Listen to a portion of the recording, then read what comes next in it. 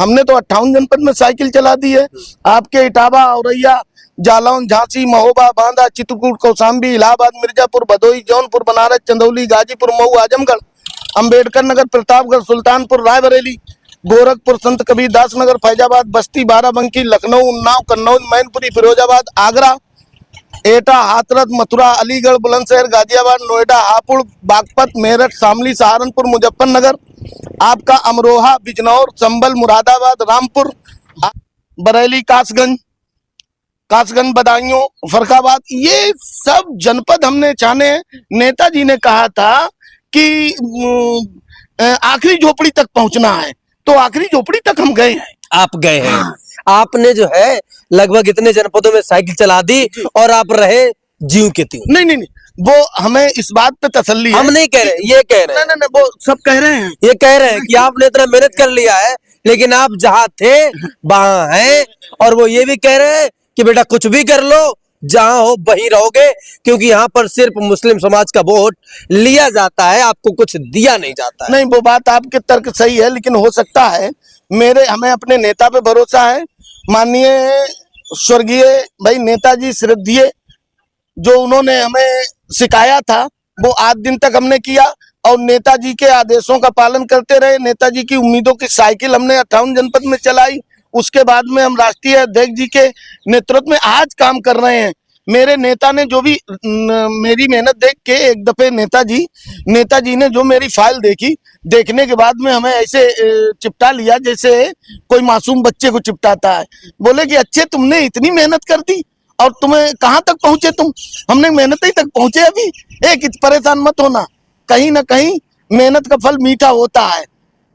मेहनत का, सब्र का फल और मेहनत का फल के बारे में उन्होंने हमें गिनाया, तो हमने सोच लिया सब्र और मेहनत का फल मीठा होएगा। अगर नहीं भी होएगा तब भी हमें ये मालूम है कि जब तक बाजुओं में ताकत बनी रहेगी अपने हिस्से की रोटी खेत में फावड़ा चला के निकाल लेंगे। ये अलग बात है। मानते हैं, आपकी बात मानते हैं। मैंने देखा है विपक्ष पार्टी में इतना मेहनत भी नहीं करते हैं और इतनी जल्दी सफलता भी पा लेते हैं। वो कैसे? हो सकता है कि मेरे नाम में या काम में कोई डिफरेंस रहा हो भाई, हो सकता है। उन्हें कभी कभी भाग्यवान आदमी बनते देर नहीं लगता है, कितने कन किसकी किस्मत खुल जाए। मैंने देखा है कि वहां पर आदमी गया और काम हुआ। नहीं, वो हो सकता है। अब हमें ये उम्मीद है अपने नेता से, जो भी मेरे नेता का फैसला आएगा, मुझे गम भी उनका अजीज है। ये उन्हीं की दी हुई चीज है। किसी ने कहा था इस बात को, लेकिन हाँ, उम्र दराज मांग के लाए थे 4 दिन, 2 आरजू में कट गए, 2 इंतजार में। हमें इतना मालूम है कि अभी भी अगर राष्ट्रीय अध्यक्ष जी हमें आदेश कर देंगे तो उत्तर प्रदेश की ऐसी कोई विधानसभा नहीं जो 4 महीना के अंदर हम घूम के साइकिल से लौट के प्रचार करके लोगों के अंदर ऊर्जा भर के वापस नहीं आ जाएंगे। अभी भी हमारे अंदर क्षमता है, अभी भी हम आदेशों का पालन करते हैं। हमने पार्टी से मोहब्बत की है, पार्टी के साथ में कुर्बानी दी है। ये आपके यहाँ छिबरामऊ विधानसभा में जो 12 के चुनाव जीते हैं हम लोग, हमने इनके लिए जो 12 में विधायक बने थे अरविंद जी, उनके लिए हमने 200 गांव साइकिल चलाई है। ऐसे तमाम जुझारू कार्यकर्ता आज भी गांव में। आपके पास कौन सा पद है इस वक्त? तो मेरे पास कोई पद नहीं है। राष्ट्रीय अध्यक्ष जी ने जो भी सोच रखा होगा वो होगा। बहरहाल हमें सिर्फ एक ही समझ में आता है कि हमारा नेतृत्व, हमारी मेहनत के हिसाब से अगर हमें मौका मिलेगा तो फिर लोग तो विधायक की टिकट मांग रहे हैं, लोग सांसदी की मांग रहे हैं। अगर हम उस श्रेणी में नहीं आ रहे हैं तो जो चलिए एक सवाल पूछते हैं। हाँ बताइए। एक सवाल पूछते हैं जी।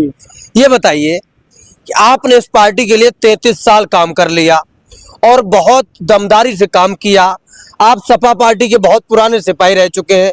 अब अगर आपको दूसरी पार्टी में मौका मिलता है तो आप क्या जवाब देंगे? पहली बात तो हम ये चाहेंगे कि जिंदगी यूं ही चली जाए, कहीं कदम न जाए। ये अलग बात है, आपने जो कह दिया है। लेकिन हाँ देखिए, दिल दुखता है तो घर तक रहेंगे, नहीं जाने की हिम्मत होती है। बहुत बड़ा समय दे दिया है भाई साहब, इससे बड़ा समय नहीं दे सकते हैं। इतनी बड़ी कुर्बानी दी है, कल मेरे बच्चे हिसाब करने लगेंगे कि पापा दूसरी जगह भाग के गए थे, क्या हुआ? तो वही हिसाब है। हमें ये मालूम है, हमें गम भी उनका अजीज है। ये उन्हीं की दी चीज है। कुछ भी होएगा मेरे पास रहेगा, ये मेरे लिए सब काफी है।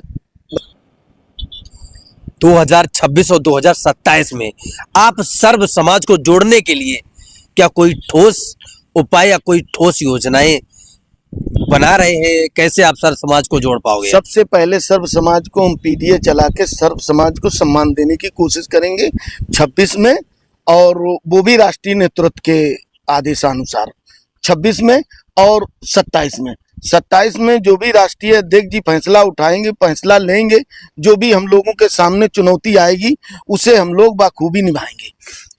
आम भाषा में लोग बोल देते हैं नाम तो पीडीए का दे दिया है, लेकिन ये खुद ही पीडीए वर्ग के लोगों पर अत्याचार करते हैं। नहीं, ये तो कई ऐसे मामला सामने आए नहीं, हैं कि अत्याचार होते हैं और जो आपके साथ में जुड़ा है और उनके साथ अत्याचार होता है तो वो विपक्ष पार्टी में चला जाता है। ऐसा आपकी पार्टी में लगातार होता हुआ आता है। तो जो है विपक्ष पार्टी कहती है कि नाम सिर्फ पीडीए का है, लेकिन काम इनका पीडीए का नहीं है। ये हर बार एक नई योजना लेकर के आते हैं और इनकी हर बार योजना जो है चल नहीं पाती है, इसलिए बार बार अपनी जो है बात बदल देते हैं। बिल्कुल सही कहा। मेन चीज ये है कि कभी कभी प्रताड़ित होता है, वो इधर उधर चला जाता है। ये बात आप जो कह रहे हैं तो वो प्रताड़ित होने वाली बात तो हमें नजर नहीं आती, लेकिन हो सकता है कोई ये भी कहे कि तुम्हें कैसे नजर आएगी, तुम तो उसी में समाये हुए हो। लेकिन हमें ये मालूम है कि जो घटनाएं चल रही हैं बड़ी बड़ी इस वक्त, सोशल मीडिया से लेके इलेक्ट्रॉनिक मीडिया से लेके और आप प्रिंट मीडिया तक देखिए कि भरे हुए सब चीज चल रहे हैं, सब मामले चल रहे हैं। कोई जला दिया जा रहा है, कोई काट दिया जा रहा है, कोई तोड़ दिया जा रहा है, कोई को गाड़ी में बंद करके भून दिया जा रहा है। ये योजनाएं कहाँ से आई हैं? ये कहीं तो विदेश से आई हैं।